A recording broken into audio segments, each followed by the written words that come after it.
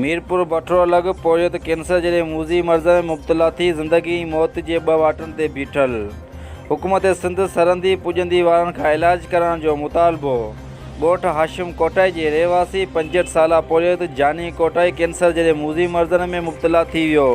कखाऊं घर ऐं खट बेरो थी वियो आहे। हिन चयो त पाण 3 महीननि खां बीमारी में बिस्तरे बेरो थी वियो आहे। हिन चयो त हिक खां पुठी में ॻोराई निकिरी आई, जेका आस्ते आस्ते वधंदे डॉक्टरनि खे ॾेखारी, पर पोइ बि टेस्ट कराई आहे। टेस्ट अचण बैदि डॉक्टर हिन खे कैंसर हुअण जी तस्दीक कई आहे। हिन चयो त आउं ग़रीब पोरिये तबिके जो माण्हू आहियां। हिन चयो त घर में जेको अलो तलो हो सभु इलाज ते ख़र्च करे छॾियो आहे।